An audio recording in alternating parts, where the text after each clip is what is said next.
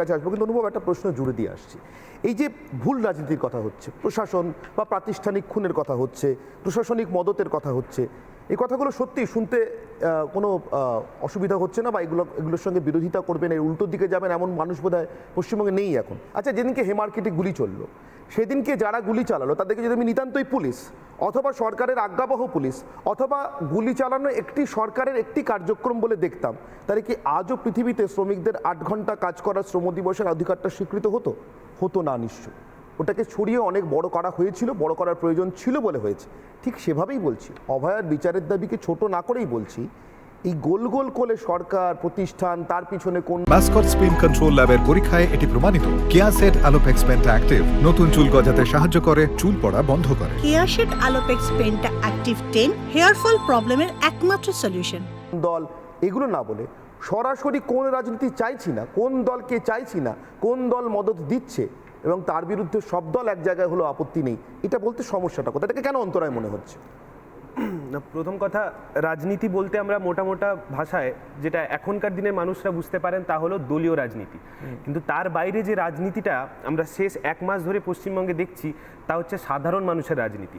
দেখুন, সাধারণ মানুষ যখন রাস্তায় নেমে গেছেন, এবং কেন নামবেন না, ওরা নেমেছেন একটা রাজনীতির বিরুদ্ধে, তা হচ্ছে তৃণমূলের রাজনীতি। আর তৃণমূলের রাজনীতি বলতে আমরা যেটা বুঝি তা হচ্ছে দুর্নীতির রাজনীতি। তার বিরুদ্ধে সাধারণ মানুষ রাস্তায় নেমেছেন। দেখুন, যে আক্তার আলী, উনি সন্দীপ ঘোষের বিরুদ্ধে কিছু অভিযোগ রাজ্যকে জমা দিয়েছিলেন। রাজ্য তার বিরুদ্ধে, সন্দীপ ঘোষের বিরুদ্ধে অ্যাকশন না নিয়ে অ্যাকশন নিলে আক্তার আলীর বিরুদ্ধে। এটা হচ্ছে তৃণমূলের রাজনীতি। যে প্রমাণ লোপাটের কথা আমরা বলি, অভয়ার যে ধর্ষণ এবং খুন হলো, তারপরে যে প্রমাণ লোপাট হলো, সেটা একটা রাজনৈতিক কারণে হয়েছে। তাই যে ঘটনাটা রাজনৈতিক কারণে হয়েছে, তার প্রতিফলন মানুষ যে আন্দোলন করবে, তা যে রাজনৈতিকভাবে করবে সেটা কিন্তু স্পষ্ট। কিন্তু এখানে রাজনীতি বলতে আমি বারবার মনে করিয়ে দিচ্ছি সাধারণ মানুষের রাজনীতি। দেখুন, মমতা বন্দ্যোপাধ্যায় চাইলে এই আন্দোলনটাকে হয়তো 1 ঘন্টায় ভেঙে দিতে পারতেন, যদি এই আন্দোলনে একটা রাজনৈতিক রং লেগে যেত।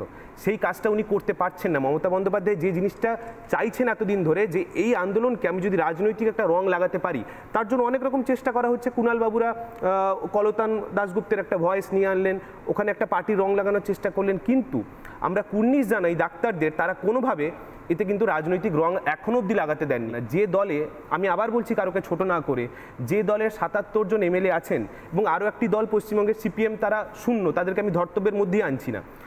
সেই 77 জন এমএলএ এই লাস্ট কয়েক বছরে কোন অ্যাকশনটা মমতা বন্দ্যোপাধ্যায়ের বিরুদ্ধে নিতে পেরেছেন? পারেননি। কিন্তু এই ডাক্তাররা যারা আন্দোলনে বসে আছেন, তারা 7 দিনে এমন কিছু করে দেখিয়ে দিয়েছেন যেটা কোনো রাজনৈতিক দলরাও করে ভাবার কথা, মানে মাথাতেও আসবে না। দেখুন, এই যে সাধারণ মানুষের আন্দোলনের কথা বলছি, ওরা রাস্তায় নেমেছে। দেখুন, লিঙ্গ বৈষম্য যে মমতা বন্দ্যোপাধ্যায় শুরু করলেন, যে 12 ঘন্টা ডিউটি করতে পারবে, মানে মেয়েরা 12 ঘন্টা ডিউটি করুক, বাকি সময়টা ওরা বাড়িতে থাকুক। আমি সেইখানে প্রশ্ন করতে চাই মমতা বন্দ্যোপাধ্যায়কে। আমি একটা মজার ছড়েই বলছি যে মমতা বন্দ্যোপাধ্যায় নিজেও তো একজন মহিলা মুখ্যমন্ত্রী, তাহলে উনি 12 ঘন্টা ডিউটি করে বাকি 12 ঘন্টা পদত্যাগ করে দিক, এবং সেই জায়গায় ওভারটাইম করে দিক কুণাল ঘোষের মতো মানুষরা কিংবা সন্দীপ ঘোষের মতো মানুষরা, ওরা পার্ট টাইম মুখ্যমন্ত্রী হয়ে যাক। এই ব্যাপারে এই যে মেয়েরা যাতে রাস্তায়, মানে মেয়েরা যাতে কাজে ফিরতে না পারে, এই যে লিঙ্গ বৈষম্য একটা সরকার তৈরি করছে, তার বিরুদ্ধে মেয়েরা রাস্তায় নেমেছে, তার বিরুদ্ধে প্রান্তিক মানুষরা রাস্তায় নেমেছে। এবং এই আন্দোলনকে মমতা বন্দ্যোপাধ্যায় ভয় পাচ্ছেন বলেই আজকে মমতা বন্দ্যোপাধ্যায়কে নবান্ন থেকে রাস্তায় নেমে এসে স্বাস্থ্য ভবনে আসতে হয়েছে, ছাত্রদের সাথে কথা বলতে হচ্ছে, জুনিয়র ডাক্তারের সাথে কথা বলতে হচ্ছে। সাধারণ মানুষ যে ভয় পাচ্ছে না, এই ভয়টাই মমতা বন্দ্যোপাধ্যায়ের ভিতরে খেয়ে বেড়াচ্ছে। আমি সন্ময়বাবুর কাছে আসবো। সন্ময়বাবু, আমার প্রশ্নটা সহজ। আমি অনুভবের কথাও বুঝতে পারলাম, আমি অনুরণ যা বললেন সেটাও বুঝতে পারলাম, কুণালদা পরে বলবেন এদিক থেকে।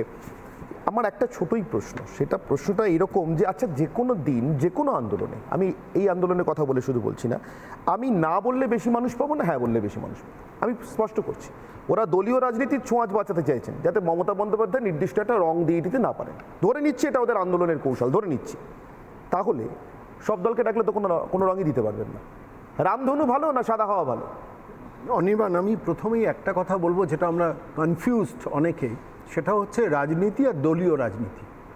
একদম পরিষ্কারভাবে, মানে আমরা সবাই রাজনীতি বললেই একটা দলীয় প্ল্যাটফর্ম, দলীয় রাজনীতি বুঝি। কিন্তু দলীয় রাজনীতির বাইরেও একটা বৃহত্তর রাজনৈতিক জীবন আছে, জগৎ আছে।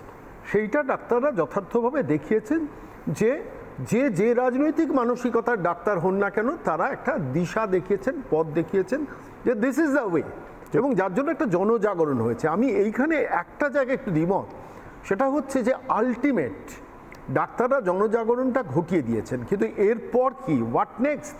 ফলত আলটিমেটলি এই লড়াইটা কিন্তু রাজনৈতিক দলকে টেক ওভার করতে হবে।